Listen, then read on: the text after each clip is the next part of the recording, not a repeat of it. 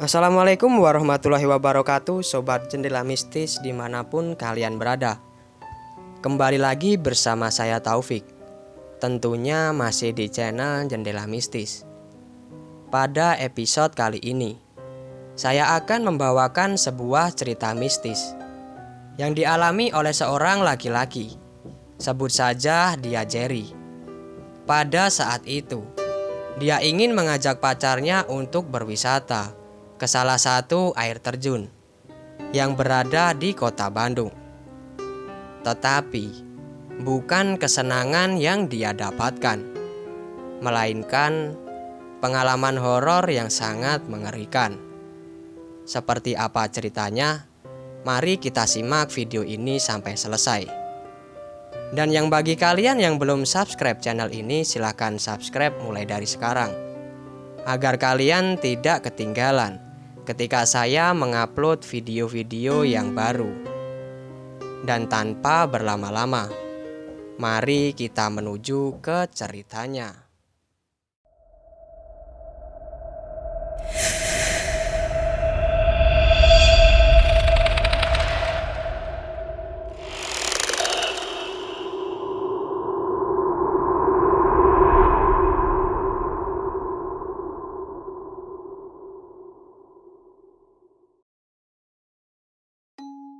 Perkenalkan, namaku Jerry.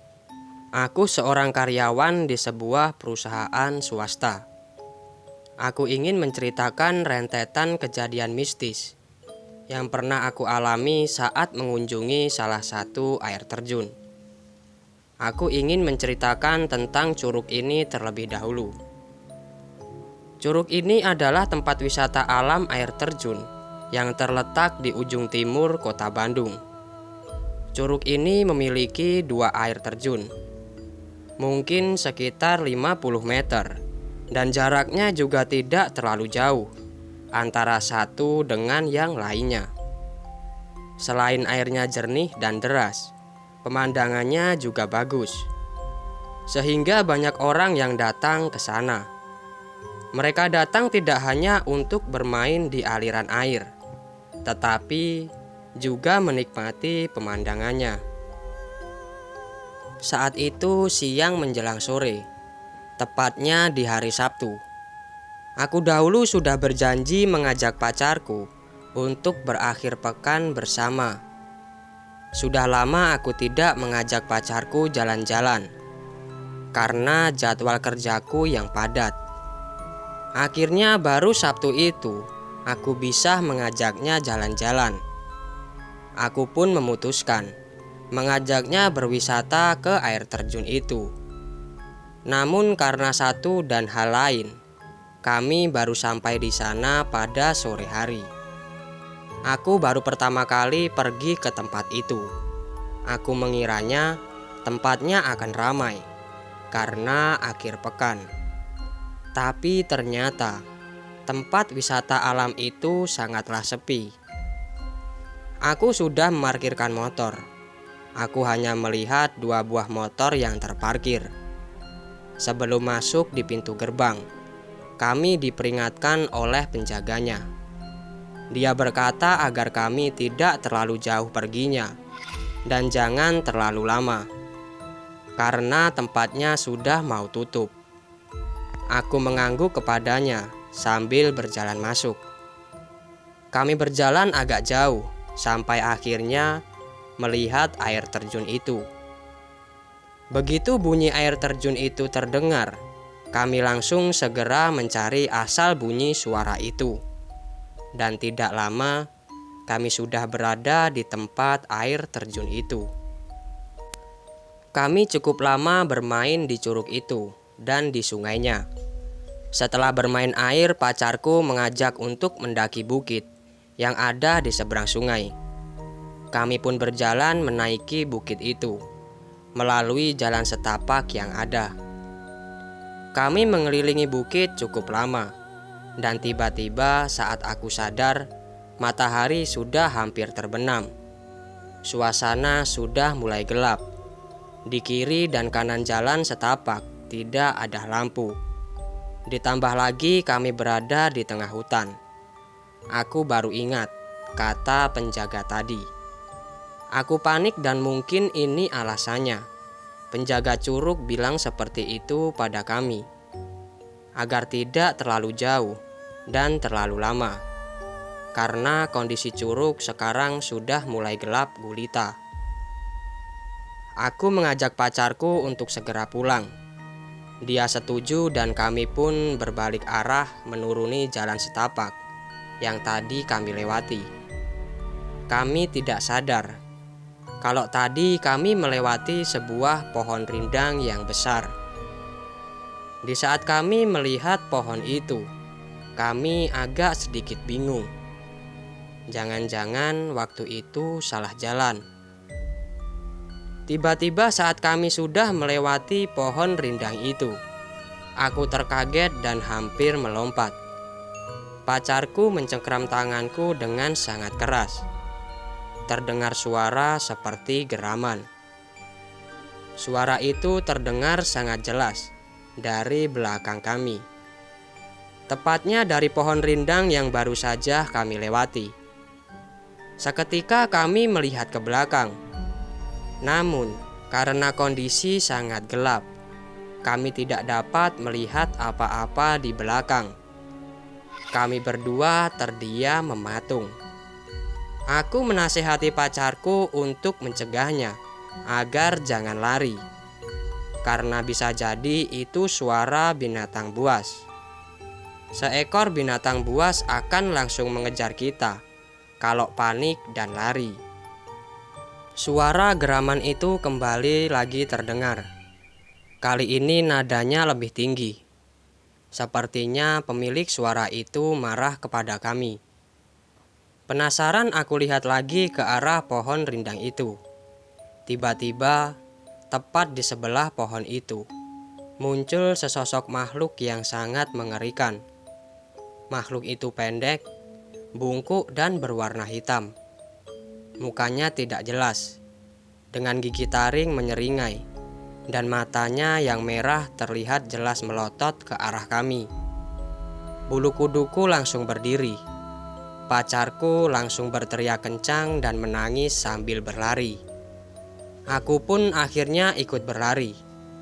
Kami berdua berlari sekencang mungkin sambil berteriak minta tolong.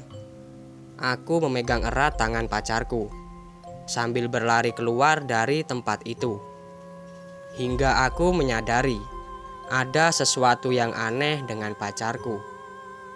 Pacarku sudah tidak menangis lagi. Sekarang dia malah menatap dingin ke arahku dan dia tertawa.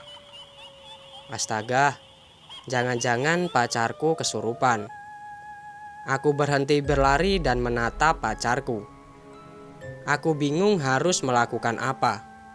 Aku mencoba menyuruhnya untuk jalan dengan menarik tangannya. Tapi badannya mendadak keras seperti batu. Dan tangannya luar biasa sangat dingin. Aku coba membaca ayat suci, namun pacarku itu malah tertawa makin geli. Ngapain sih gitu-gitu? Gak usah kali kalau bacaan gitu doang mah. Itulah yang diucapkan oleh pacarku.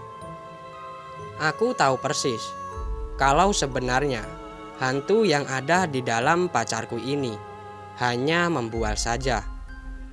Cara itu hanya usahanya untuk kita berhenti membaca ayat kursi. Dan untung ada seorang penjaga yang sepertinya tadi mendengar teriakanku. Dia berlari-lari ke arah kami sambil memegang senter. Aku langsung menceritakan kepadanya kalau pacarku kesurupan. Dia langsung memanggil teman-temannya dan pacarku mendadak pingsan. Aku bersama teman-temannya membawa pacarku keluar dari culuk. Aku baru sadar, ternyata hanya ada aku dan pacarku di tempat seluas ini. Tidak lama setelah pacarku dibawa ke pos penjaga, dia pun sadar. Dia berkata kalau dia tidak ingat apa-apa. Aku menceritakan kepadanya kalau dia tadi kesurupan, dan dia langsung menangis. Selesai bercerita, giliran penjaga curug yang angkat bicara. Dia berkata kalau curug ini memang ada banyak penunggunya. Kami pun dinasehati agar lain kali jangan bicara sompral. Saat itu waktu menunjukkan hampir jam 6 sore, dan kami pun memutuskan untuk pulang. Pacarku masih nangis sambil mengendarai motor. Aku pun menenangkannya. Namun, kupikir kita sudah aman. Ternyata kejadian itu terjadi lagi ketika kami belum jauh keluar dari daerah curug itu. Saat itu jalanan sepi dan kami belum memasuki daerah pemukiman. Suara tangis pacarku masih terdengar. Aku merasa kasihan kepadanya karena harus mengalami kejadian tadi. Dan aku juga merasa tidak enak karena aku yang mengajaknya ke curug itu. Tidak lama suara isak tangis pacarku tidak terdengar lagi. Suara itu berubah menjadi suara cekikikan. Aku terkejut bukan kepalang. Aku melihat ke belakang dan melihat pacarku menyeringai kepadaku sambil menggoyangkan kepalanya, disertai cekikikan yang keras. Bahkan dia seperti mau melompat dari motor. Spontan aku membanting motor ke samping. Lalu aku membaca doa-doa sambil berteriak. Dan kini pacarku semakin menjerit-jerit histeris. Tiba-tiba badannya langsung terjatuh ke punggungku. Sepertinya dia pingsan lagi. Aku kembali menjalankan motorku dengan hati-hati sambil memegangi tangannya dari depan, menjaganya agar dia tetap berpegangan. Untunglah, setelah keluar dari daerah curug, pacarku akhirnya sadar. Aku menawarkannya untuk berhenti dulu sampai kondisinya membaik. Namun dia ingin langsung diantar pulang. Singkat cerita, aku sampai di rumah pacarku dan menceritakan semua kejadian kepada orang tuanya. Pacarku hanya terdiam karena dia masih syok. Kebetulan ayahnya adalah seorang ustadz. Pacarku langsung didoakan oleh beliau. Aku pun diberi air darinya untuk diminum. Beliau berpesan agar terus membaca doa selama aku pulang ke rumah. Syukurlah, tidak ada lagi kejadian gaib yang menghampiriku setelah itu. Dan aku sampai di rumah dengan keadaan sehat walafiat. Itulah sedikit pengalaman yang pernah kualami. Semoga kalian bisa mengambil informasi dari cerita ini, agar tidak menyepelekan nasihat dari orang lain, agar tidak terjadi hal-hal yang tidak kita inginkan. Saya Jerry, saya ucapkan terima kasih. Wassalamualaikum warahmatullahi wabarakatuh.